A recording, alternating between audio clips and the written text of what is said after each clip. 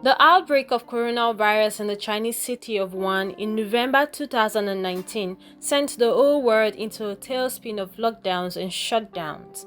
The latest update from the World Health Organization (WHO) as of Monday, July 20th, reveals that there are 14.35 million confirmed cases in 216 countries around the world, with over 603,691 deaths resulting from the virus.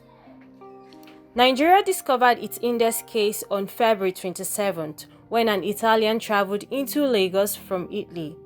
While Lagos, Nigeria's economic nerve center, has since remained the epicenter of the disease, the Nigerian Center for Disease Control (NCDC) says 37,225 confirmed cases currently exist across the country, with over 800 deaths as a result of the virus. As the search for a vaccine or cure for COVID-19 continues, many claims and counterclaims are currently being peddled both within the country and internationally. To ensure that many of the claims, orthodox and herbal, are efficacious, the National Agency for Food and Drug Administration and Control (NAFDAC), under the able leadership of Professor Adeyeye, continues to work round the clock to monitor these claims and more.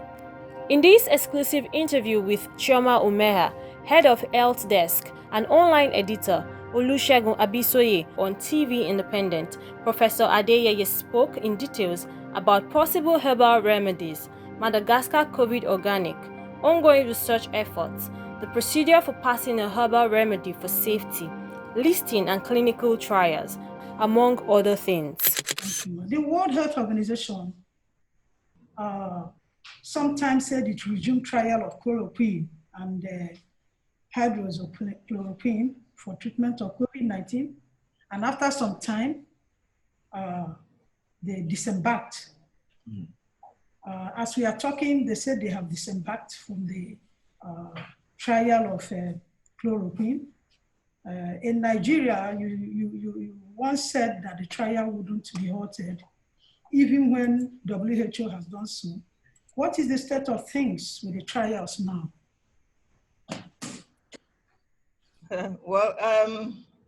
Hydroxychloroquine and chloroquine are drugs that are being used for clinical trial treatment.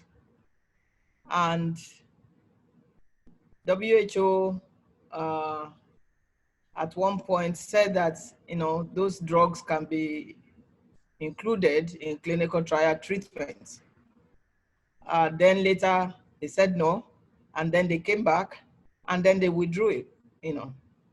As it is right now, there are clinical trial treatments going on in Nigeria, or that are actually being planned, that include chloroquine and hydroxychloroquine.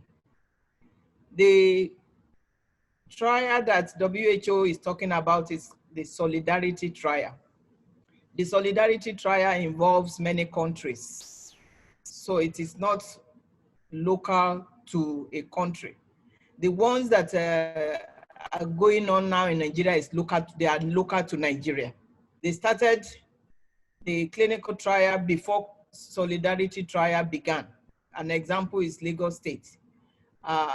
They are going through clinical trial that involves hydroxychloroquine and chloroquine. But they will still participate in the WHO clinical solidarity trial. It will just be that they are not going to use chloroquine with that because it is multi-country.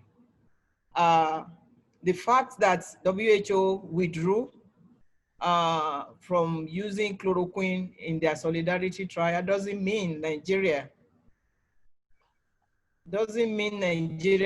cannot do research, clinical trial treatment research on chloroquine and hydroxychloroquine. Why? Because we have been using chloroquine for decades, for ages in Africa. And science, when you are doing science, when you are involved in science, you are asking a question, or you are asking questions. Will it work? Will it not work? The fact that it doesn't work in other populations doesn't mean it will not work in Africa. but it is science that will lead us to that conclusion. And that is what is going on right now in Nigeria. Yeah, thank you very much, Ma, for that clarification. As regard to the use of herbal drugs, you said some time ago that NAFDAC had a Zoom meeting with about 19 herbal medicine practitioners. Recently, you also said that the agency is processing 21 herbal medicine products for safe to use on listing status, with their manufacturers claims to be effective as immune booster against symptoms of COVID-19. Ma, we would like to know the update. Thank you very much for that. Herbal medicine is getting a renaissance, if I want to use that word, because herbal medicine is a low-hanging fruit or potentials of herbal medicine. It's a low-hanging fruit in our climb in Nigeria. But a lot of attention has not been paid to it. NAFDAC instituted Herbal Medicine Product Committee March of 2019. And that first meeting, we had about 72 members or participants. Most of them were herbal practitioners. Some of them were herbal researchers from the universities.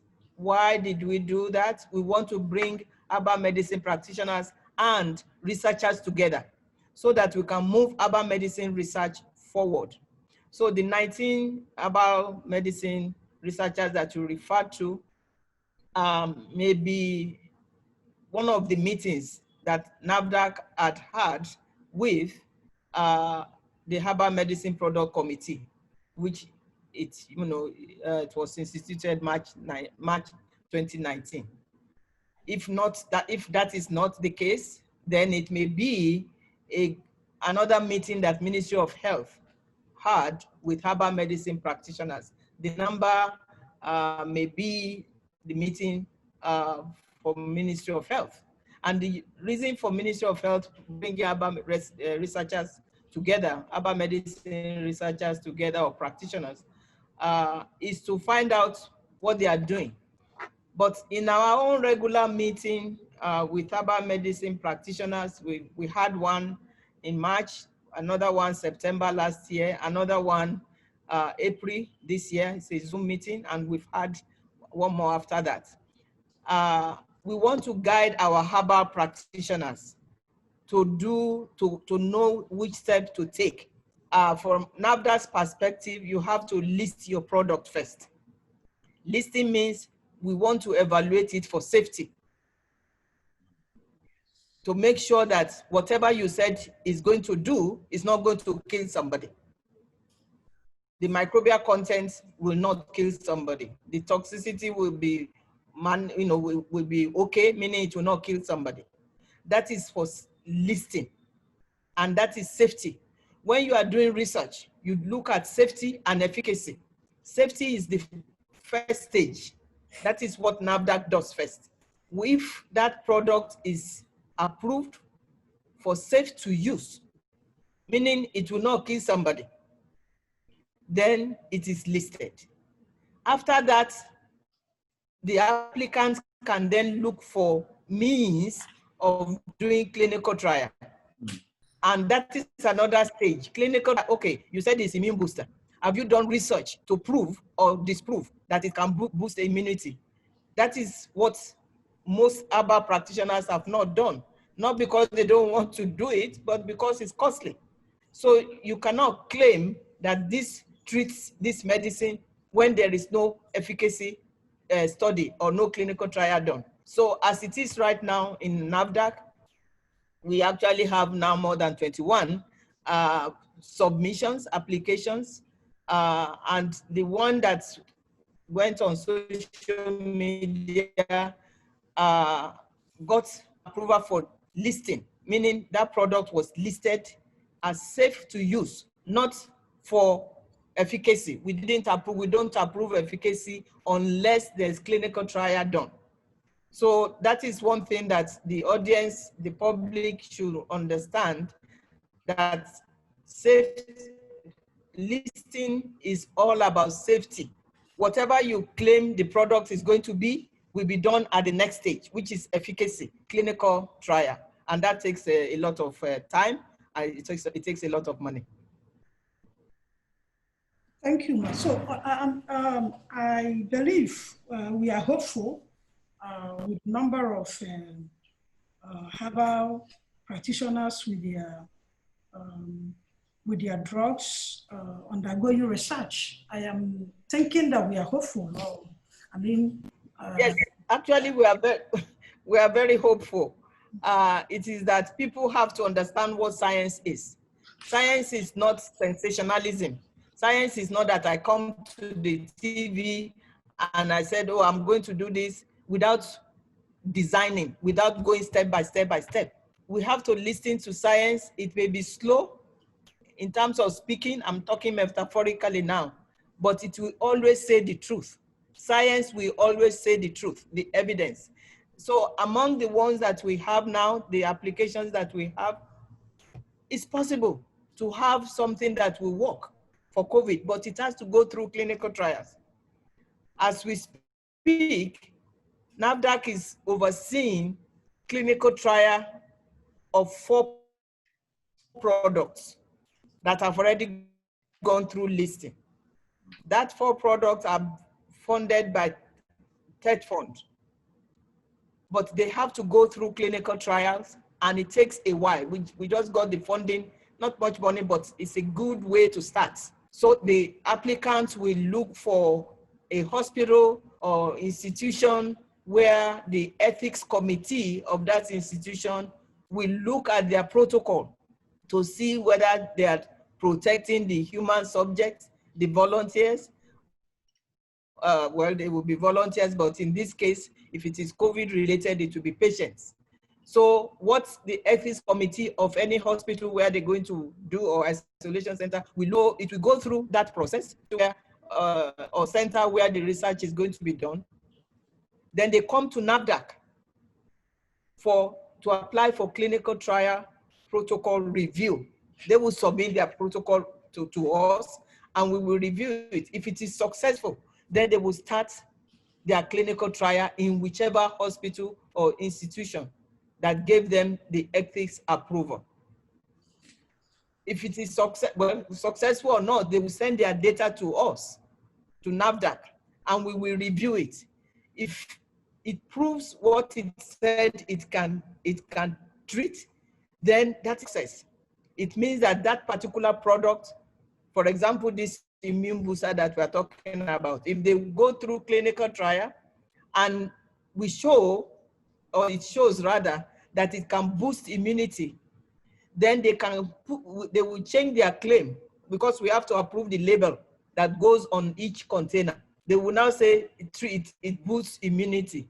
It is not going to be, oh yes, I can use it to treat immune booster, to use as an immune booster. You have to prove it for it to go on the label or for the claim to be made. So we are going through that now, and the government, the Buhari government is now realizing, just like a responsible government will be, is now realizing that healthcare the sector has been neglected for years. So they are putting money into the different health sectors, including NAFDAC. The CBN is also doing the same. Of course, the CBN is government, so, so attention is now being placed to do the research in the right way. Research is global. It is not Nigeria. If your research cannot be tested globally, it's nothing. And if we have an herbal product that we are developing and we don't have good research to back it up, it will just be within us. It cannot be useful globally. We cannot even trade it. And we have to also think of trade when we think of science. If we can trade it in the US or in Japan or Korea or whatever, it means that there is science that has backed it up. So that is all that the government is trying to do now. And I believe that there will be positive outcomes.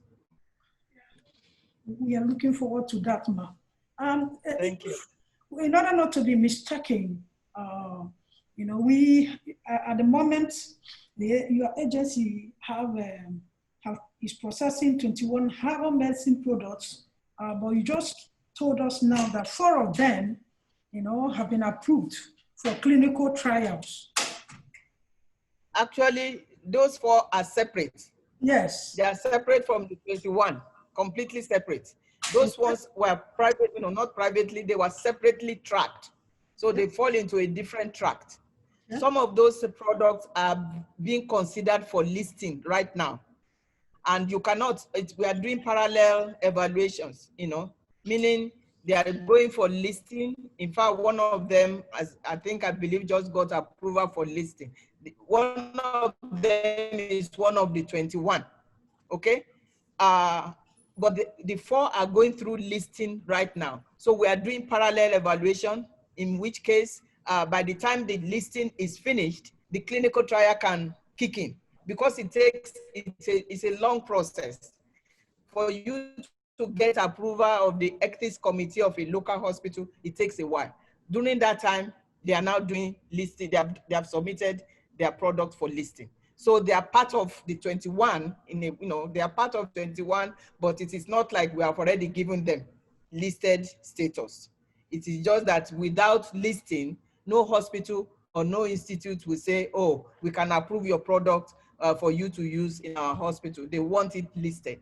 So it's a parallel application, just for clarification. Right. They are part of the 21, but they are not separate from the 21. They just have focus to apply for clinic trial while the listing process is also going on. Yes. So from what I understand, we understand now, 4 of the herbal companies, manufacturers, out of the 21 have applied for clinical trials, isn't it? They have applied for clinical trials. They have not started. Okay. Because it takes a while for them to start. They are ready for clinical trials. Exactly. And TED Fund actually approved some moderate funding for the clinical trial. But from our regulatory perspective, they cannot start without it being listed. So they are doing both in parallel. Okay. Thank you, ma'am. Then, you know, just stories are still making rounds that Pass Cuisine, which is one of the manufacturers, you know, which among the 21 herbal medicine products, that it's, you know, it cures COVID-19, because just like 3 days ago, they called me and asked me about Cuisine, and I told them no. But in the interest of the public, for awareness sake, what is your advice to the general public? Because I know you've been on this issue. Okay. Just like I said earlier, you cannot say that a medicine can cure or can treat a disease without clinical trial. In the general public, the word treatment is not the same. The scientist looks at the word treatment. Treatment means I've already proved that with science, with clinical trial, that it can do ABC. That is to what scientists see as treatment.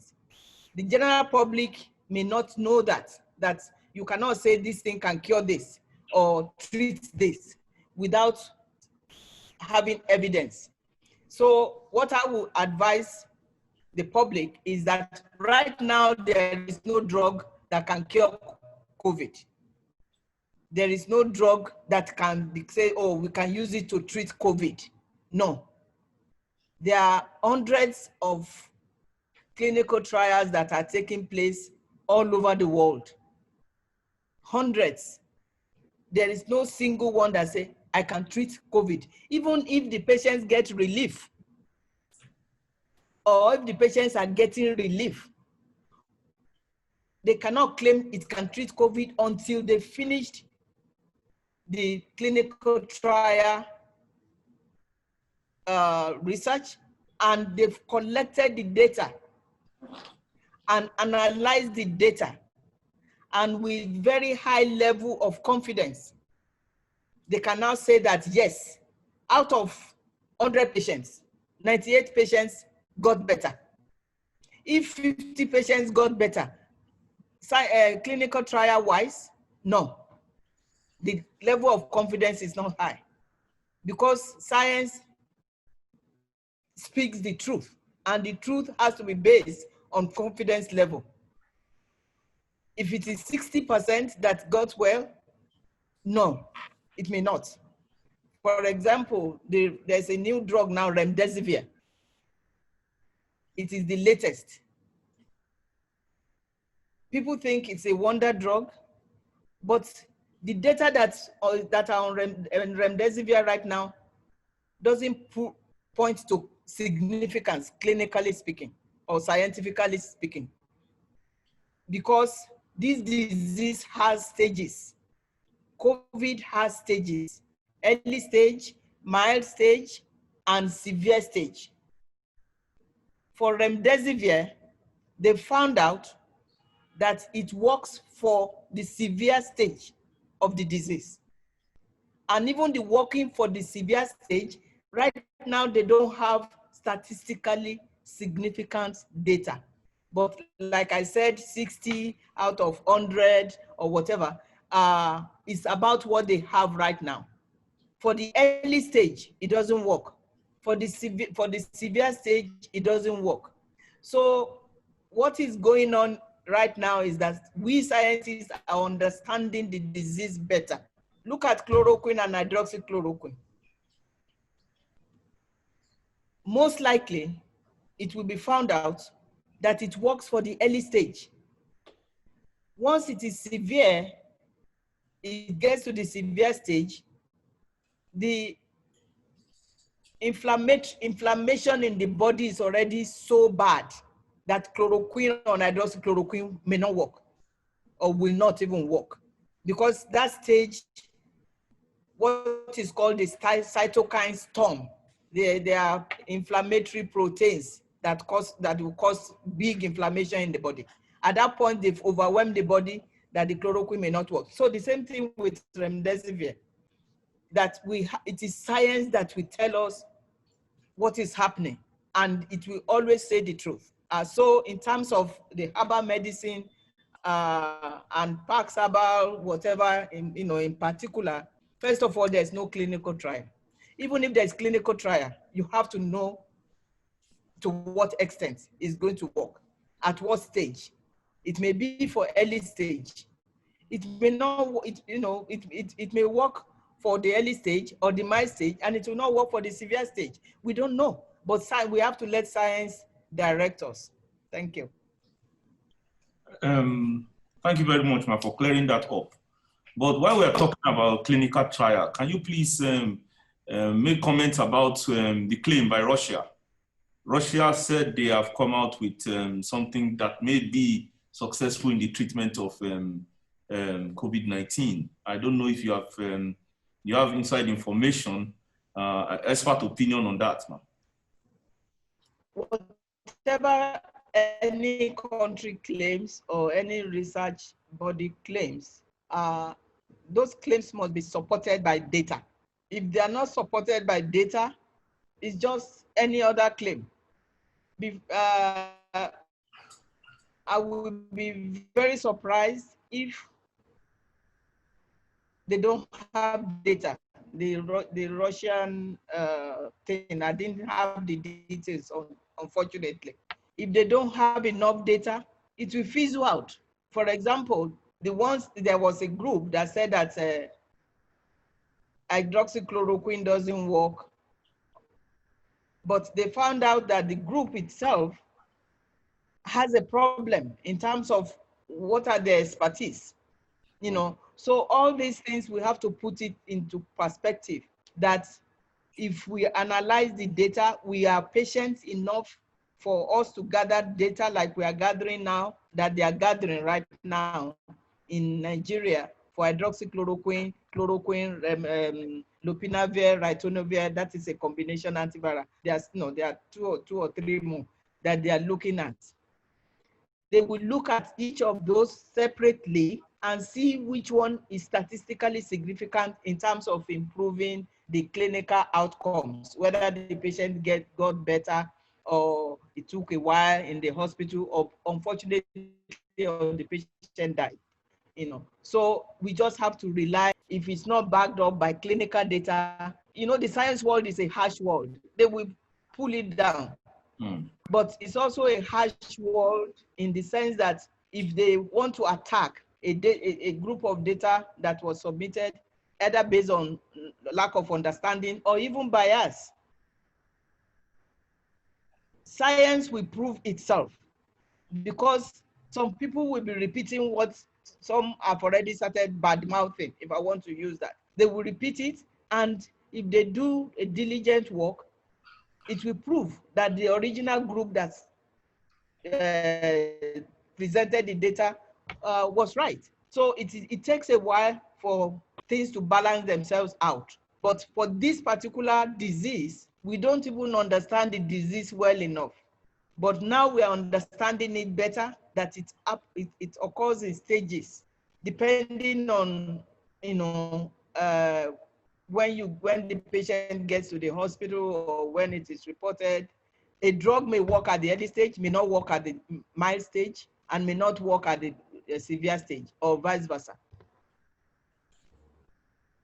Yes, thank you, Ma. Okay. Yes, Ma. You know, there is this issue about Madagascar COVID Organic. You know, it made so much rounds, and we understand, we're told that a sample of it was made available in Nigeria. Since then, we've not heard anything about it. Yes. We'd like you to let us know what the issue is at the moment concerning the organic. Okay. Well, we got the sample. There are two types of the Madagascar or COVID Organics. Unfortunately, it is even written in the local language there, but there are two types. One was colored, you know, the bag is a powder that they sent to us, not the liquid. We collected it from the Ministry of Health. One has a orange pack and the other one green pack, but we evaluated both. The evaluation we did again is like we are trying to list it, okay? Yes. We are trying to test it for safety, because we cannot do clinical trial. NAFDAC doesn't do clinical trial. We review clinical trial protocol. We guide in clinical trial protocol. It is the applicant that we look for ways to do clinical trial and bring the protocol to us. Therefore, we did not do anything clinical trial. We did safety test, toxicity test. The product is not toxic.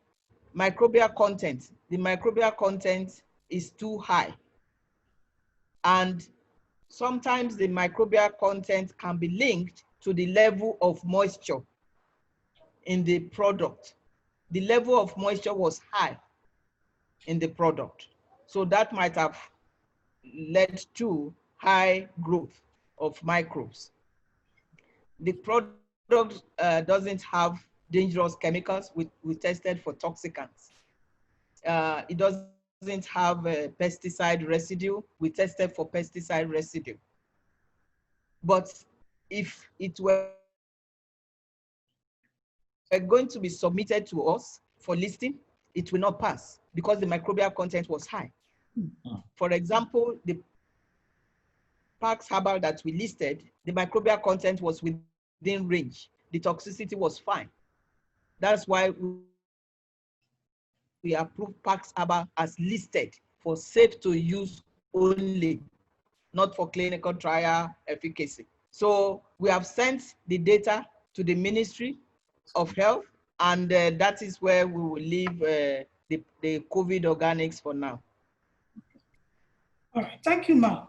Very quickly, there seems to be this opposition against herbal and traditional medicines by most medical professions, despite the, that they are gaining momentum.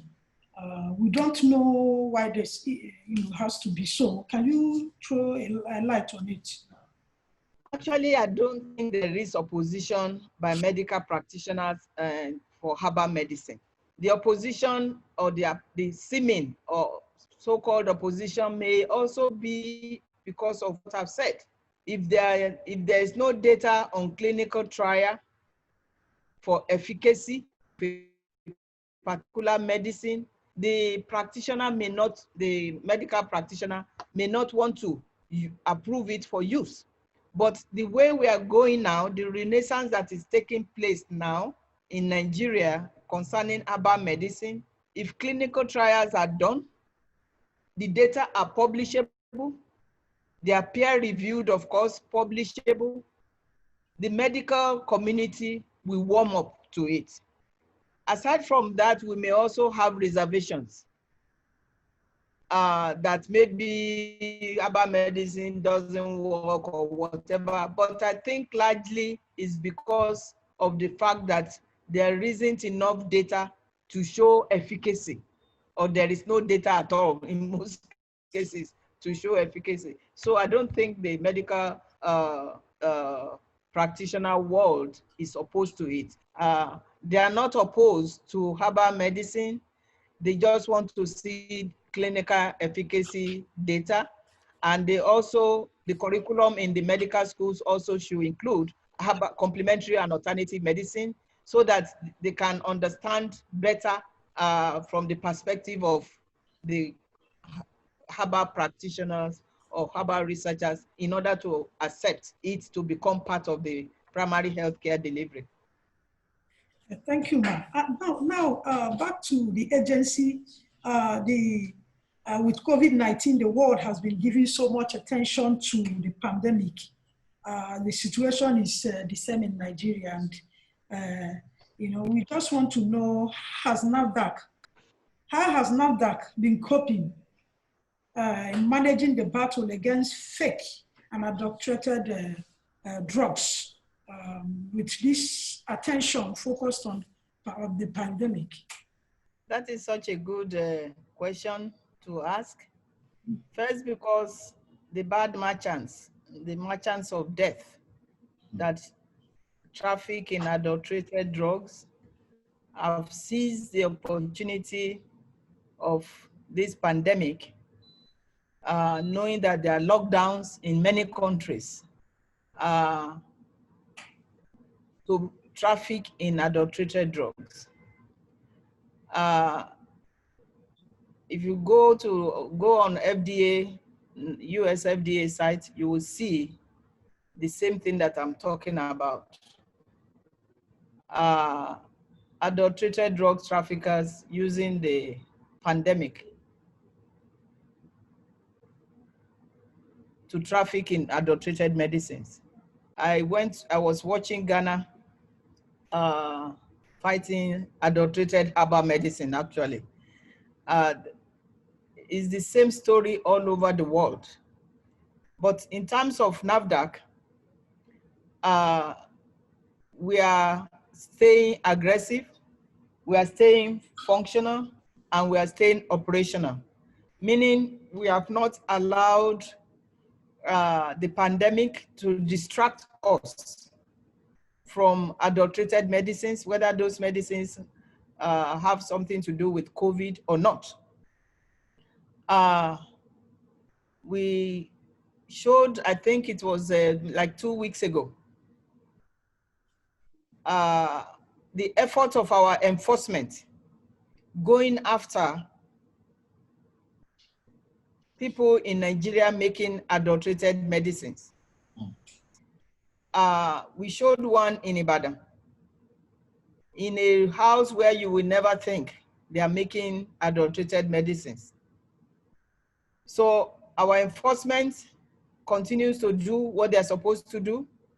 Our informants they give us tips on where to go.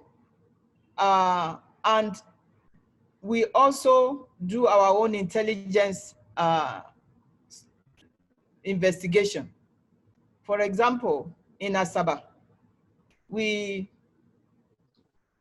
intercepted truckload of falsified medicines, including vaccine that are supposed to be under cold chain, or what is labeled vaccine.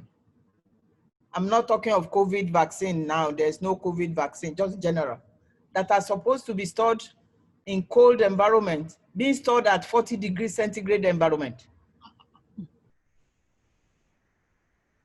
So we have been, it has been like that all over the country. We encourage local manufacturing, because we can easily get to a local manufacturer compared to drugs coming from overseas. Get to them in terms of sanctioning them, or first of all, inspecting their sites or investigating them and sanctioning them. But whether it is local or imported drugs, we have increased our post-marketing surveillance. Post-marketing surveillance includes all the activities that have to be done after the product is already registered. Companies will register their products, giving us ideal formulation. And I'm talking in general terms. They will give us ideal formulation that will not fail registration. Then after, some of them will start making whatever they want.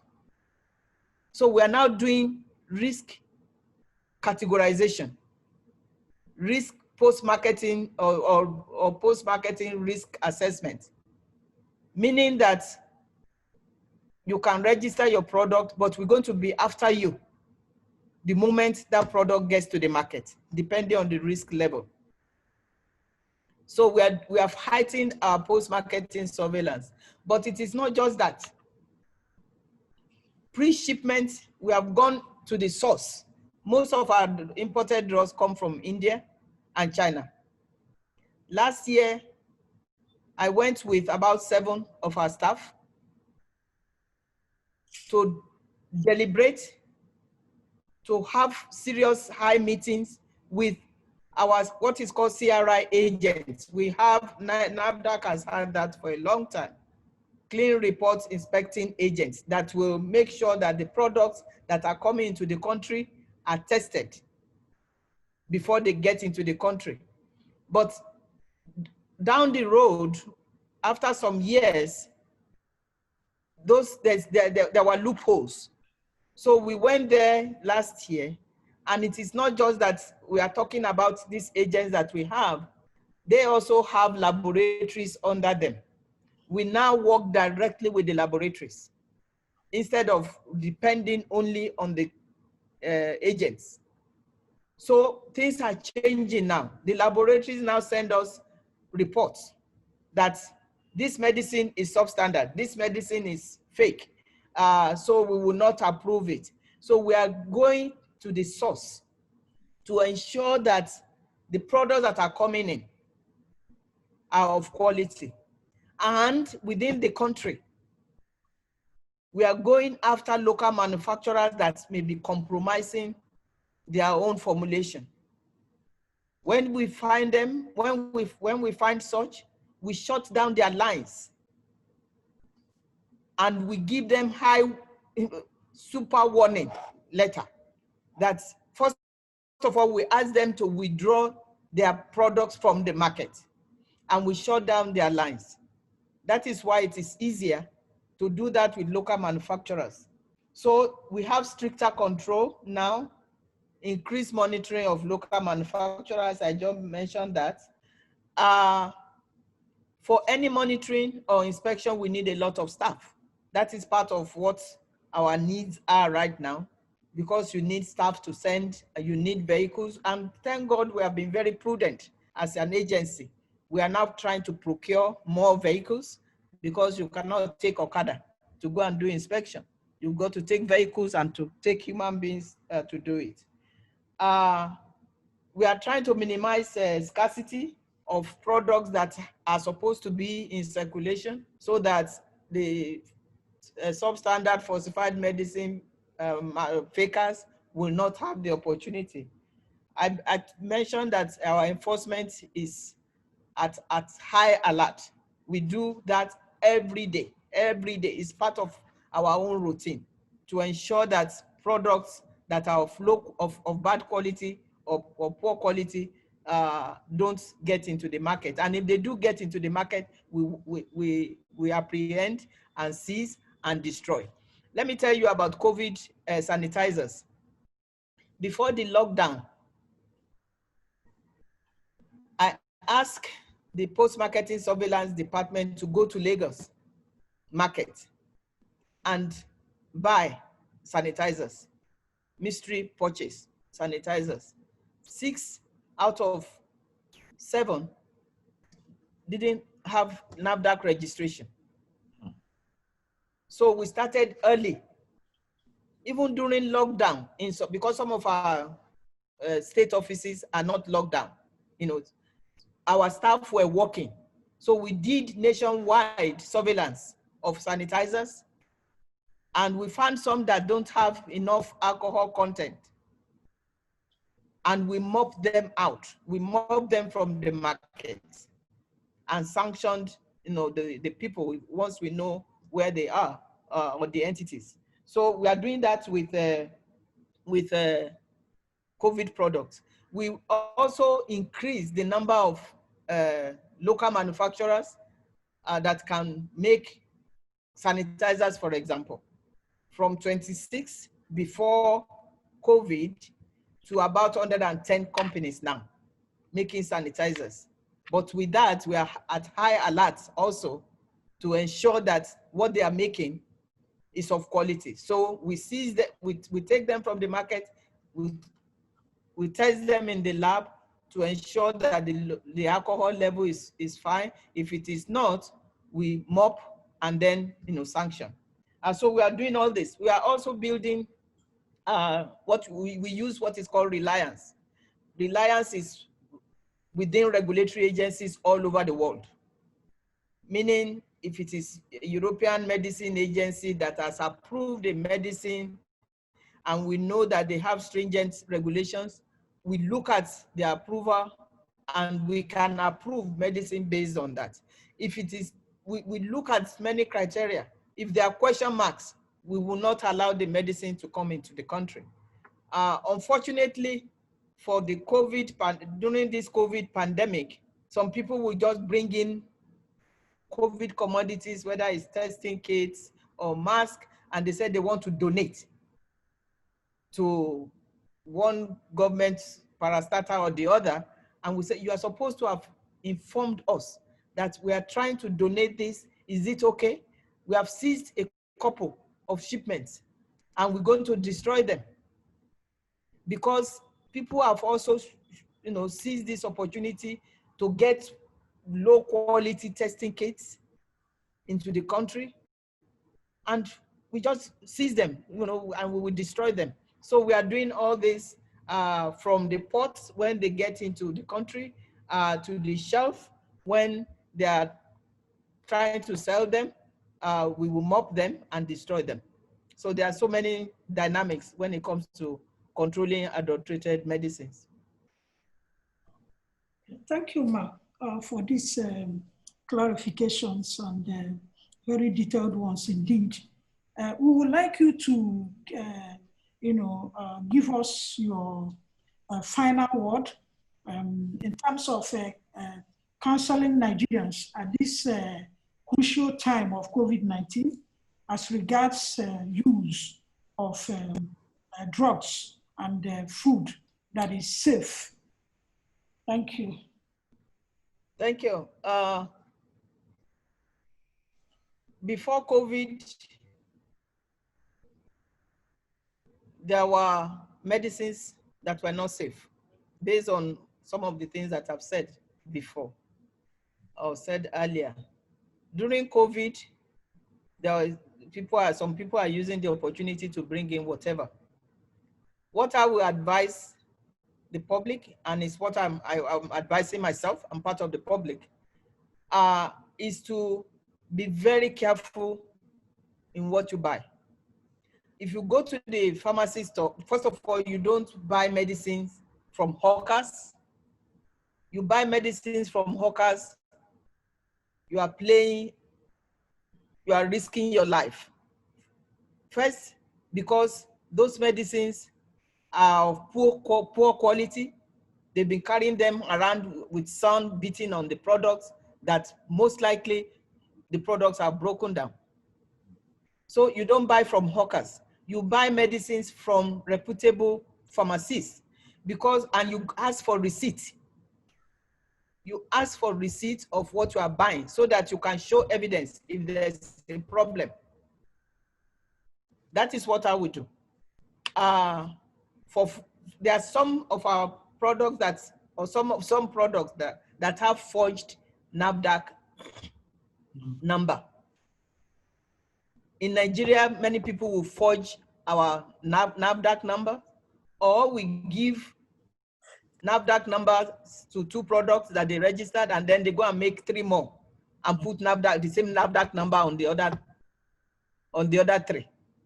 We have to be very vigilant, and if it is too good to be true, the public should call us. The public should alert us, because we cannot have our eyes in different parts of the country. For example, the one that happened in Ibadan recently, it was a concerned citizen that called NAFDAC. So if it is too good to be true, question it, call NAFDAC. The same thing for food. Sometimes they will, they will falsify NAFDAC number on foods. So what I will advise the public is, be careful where you get your product. The fact that it's cheap doesn't mean it's better. The fact that it's cheap doesn't mean it's of quality. If it is too cheap to be true, then very likely it's not true. So that's what I will advise the public. But I will also let the public know that we are building confidence. We are building confidence into the drugs and the food that are available or that the public can buy.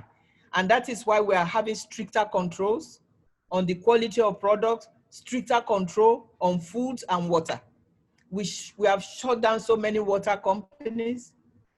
We have shut down some food companies, some bakeries. That is part of what we do every day. And it is through post-marketing surveillance or through normal inspection, and we found out that, oh, no, these are not, they're not complying with our good manufacturing practices, and we shut them down. But we also need the help of the public to come alongside with us and let us know what we are doing right, what we are not doing right, and also those who may be posing risk to us as a country in terms of falsifying medicines or faking medicines or food. Thank you very much. Thank you, Ma. Thank you very much, ma'am. For latest news and news on the go, log on to www.independent.ng and don't forget to subscribe to this channel for more videos. This is TV Independent.